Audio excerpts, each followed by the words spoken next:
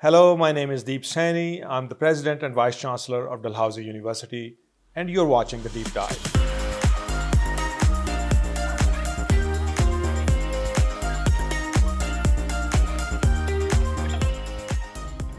In this episode of the Deep Dive, it is my pleasure to discuss the future of our Faculty of Agriculture with two of the people who are deeply committed to the success of this campus and the success of agriculture in our region.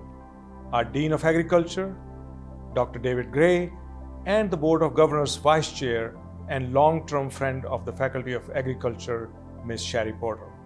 Please join me in welcoming our next guests, Dr. David Gray and Ms. Sherry Porter. Good morning, Sherry and David. What a pleasure to be here with you recording this video. Yeah, the same. Nice to see you. Good morning, Deep. Good morning, Sherry. Yeah, speaking of video, I wish we were meeting in person, but we are respecting the conditions we are in, and we will do the best we can.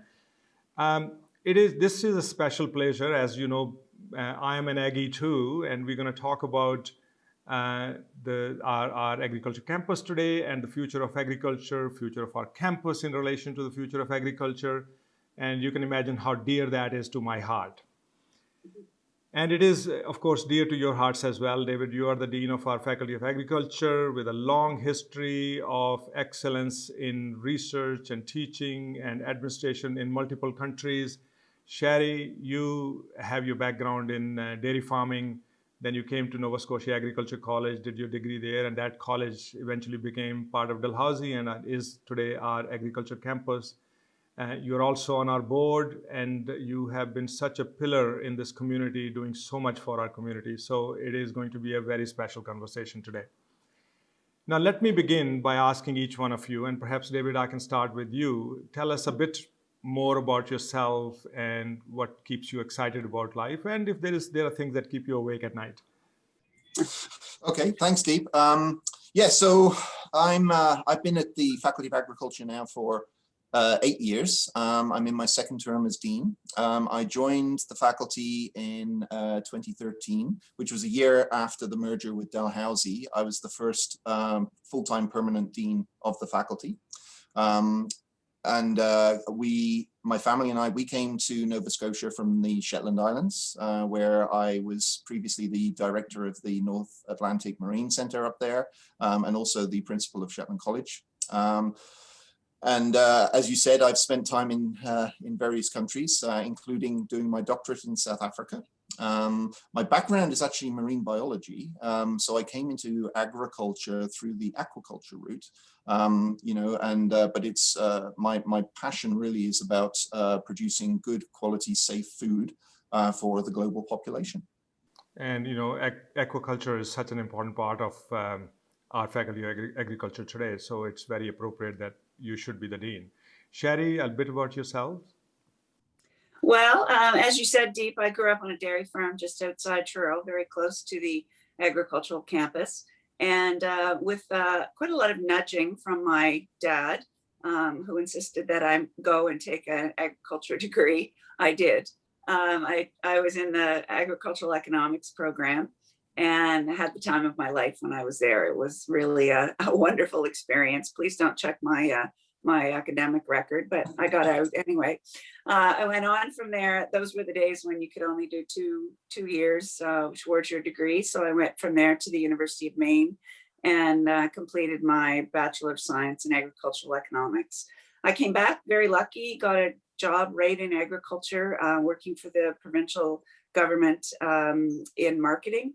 And my job was superb because I ended up working on projects with all of the producers of quality products in Nova Scotia and the manufacturers, Oxford Frozen Foods, all the dairies, the horticultural manufacturers, all the meat organizations. And it gave me an incredible background in what agriculture meant to the province. So while I didn't work in agriculture all my life, it followed me in many of my positions after that in corporate life because I was in retail with Sobeys and then on in Toronto. So it just was the foundation of everything I've done. And you remain so involved in Dalhousie, including the faculty agriculture even today. So thank you very much for your passion for the university and the faculty. David, let me turn to you. You and I together met with the Faculty of Agriculture's Faculty Council, and it was, for me, it was a fascinating hour or so that I spent with my colleagues from the faculty. That's my faculty too. I'm a professor there in that faculty, and we went into the questions about the future of agriculture at some length. And I want to hear from your perspective. You didn't get a chance to speak very much that day. It was mostly your colleagues and I. What are your thoughts about where is the future of agriculture going? What are the big drivers of where the agriculture is going? And what role are we playing and we are positioning to play in that future as a major agricultural university in the country and actually on the global scale?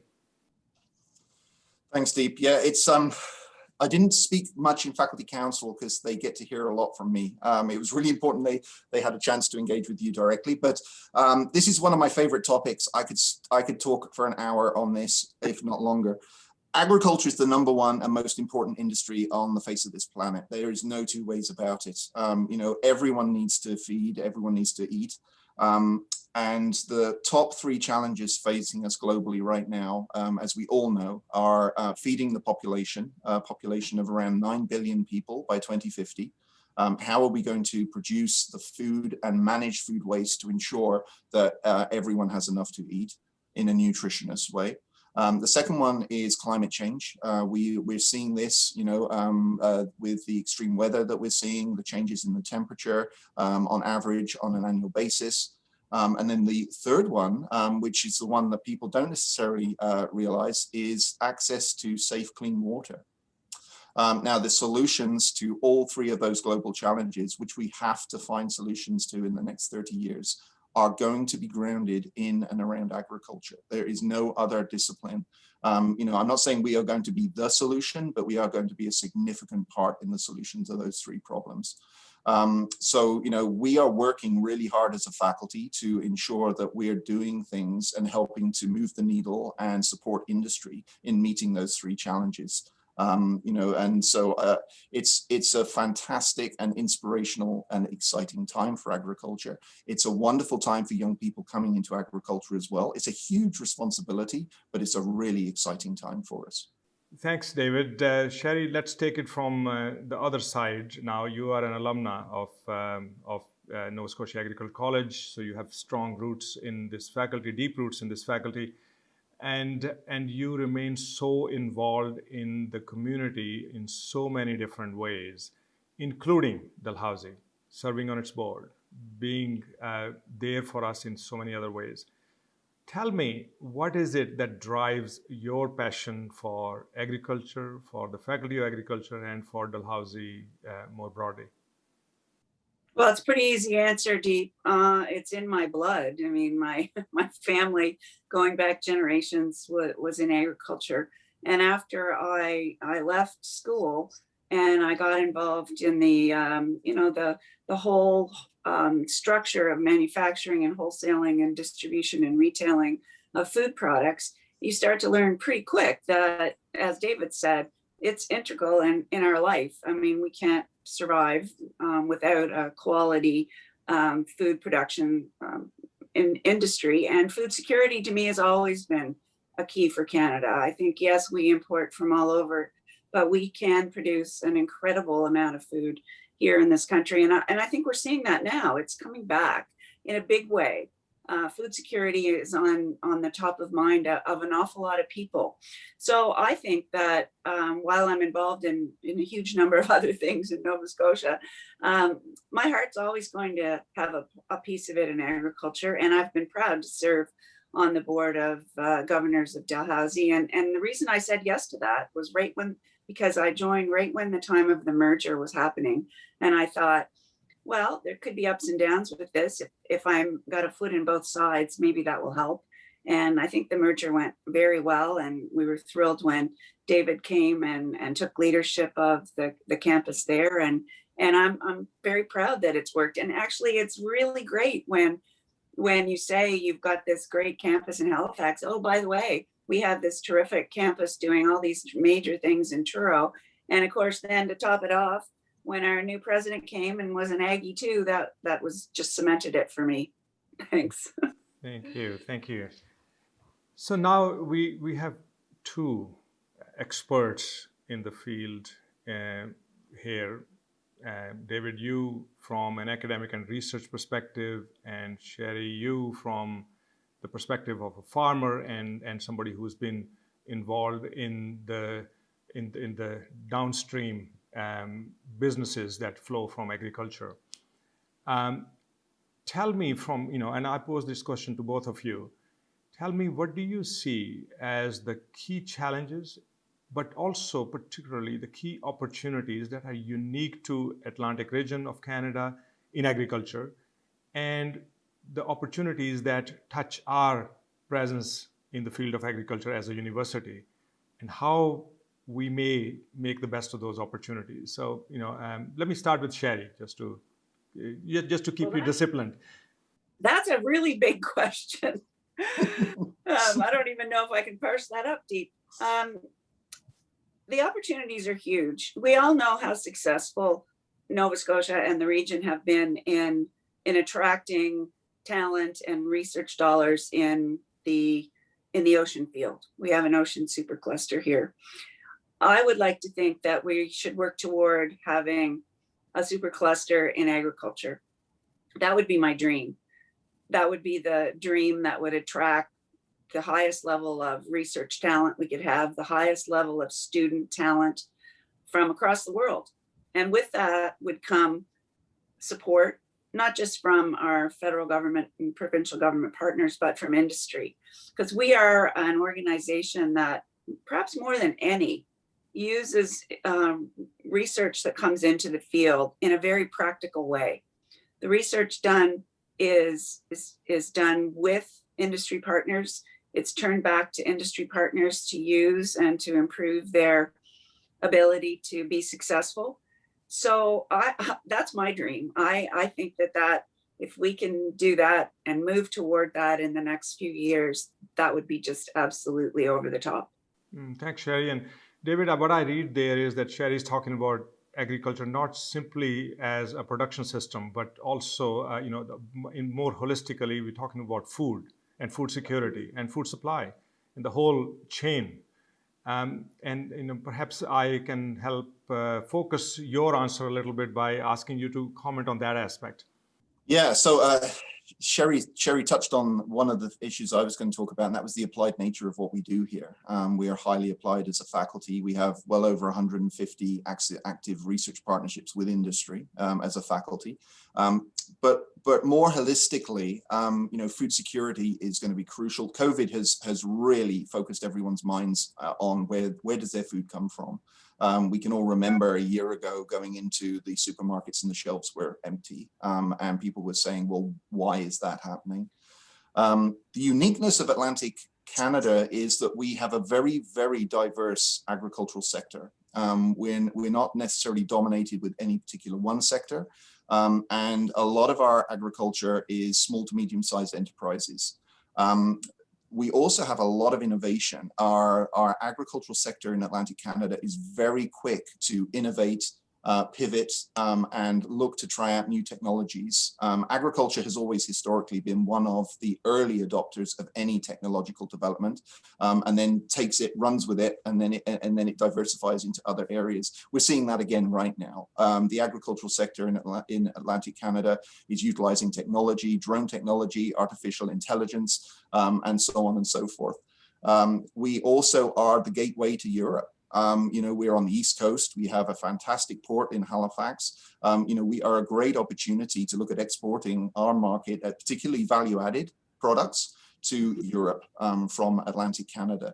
The challenge we face is food processing capability. Food processing is being pushed to the center, away from Atlantic Canada. So any of the production that we do here has to be transported inland into central Canada to be processed before it then comes back. And I see that as a challenge. But I also see that as a great opportunity for Atlantic Canada if we truly want to maintain our competitive edge, both within North America, but also globally as well. Thank you.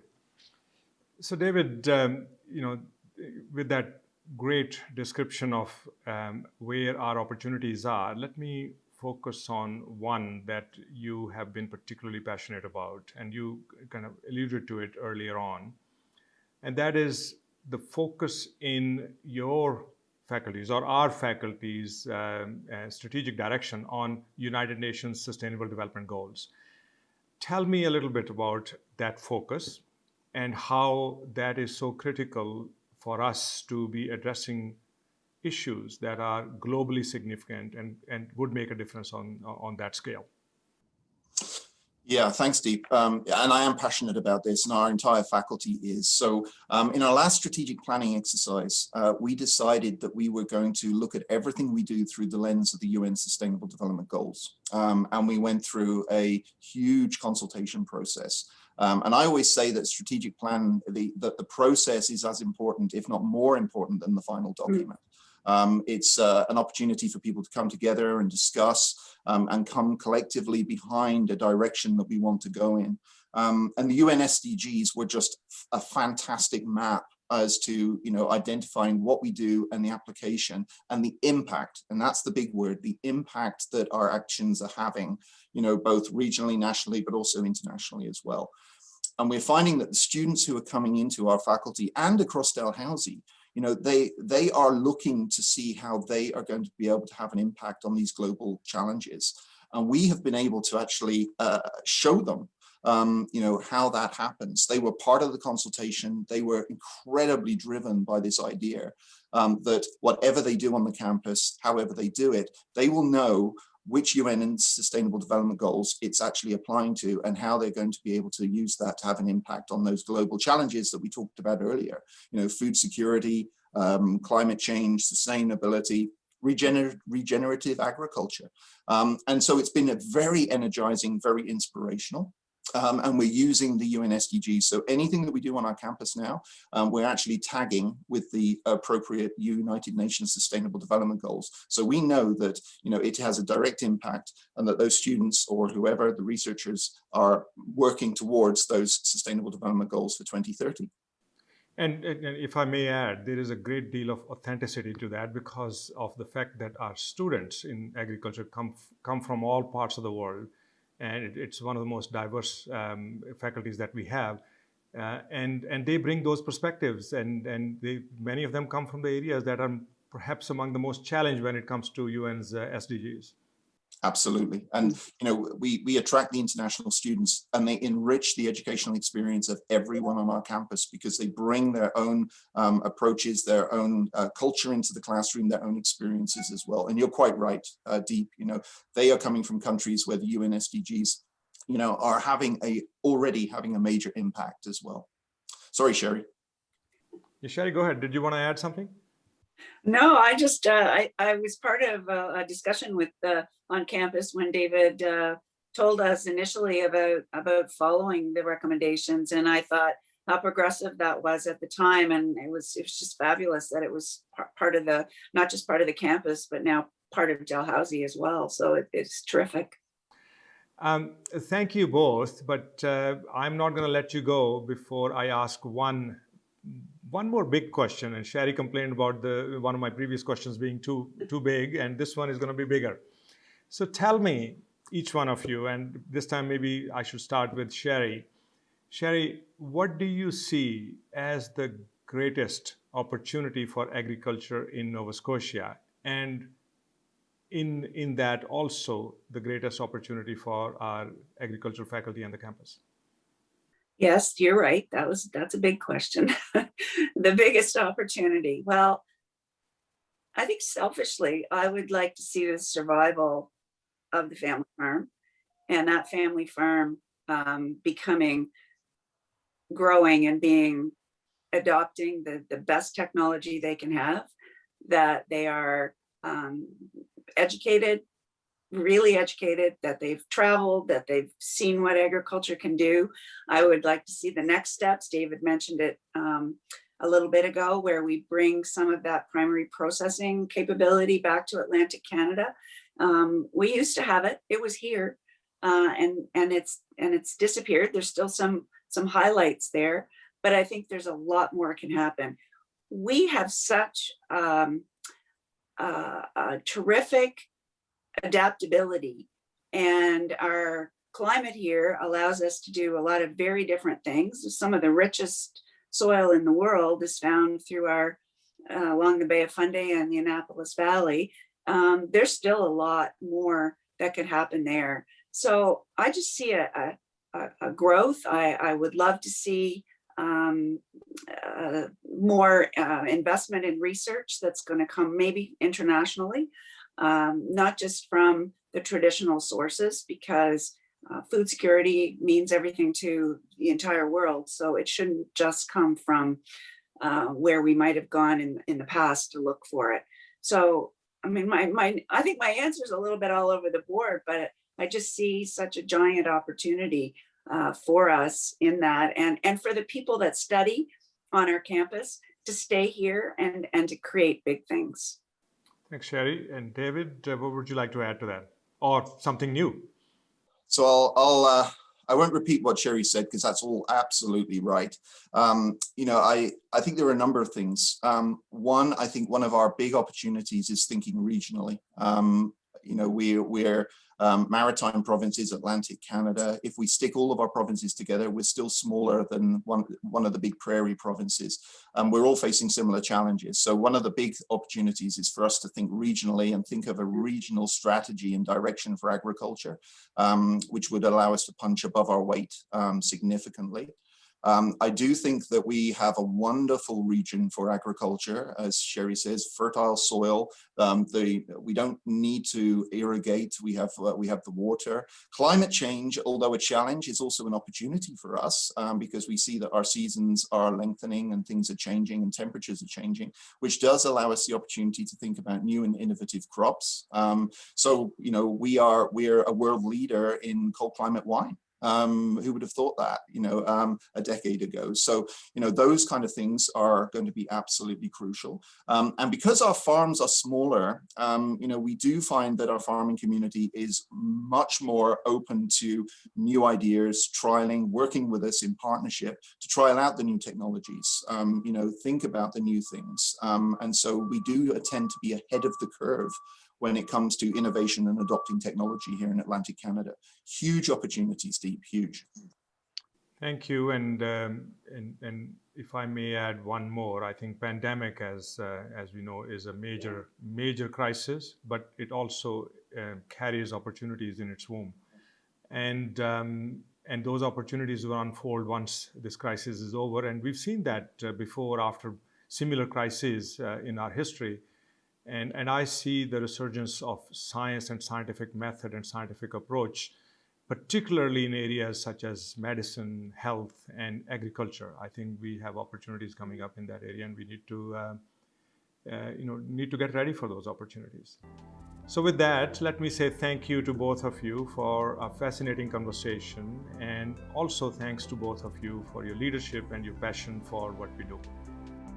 Thank you very much, Deep. Thanks, David. Thanks, Deep, and thanks, Sherry. Thank you.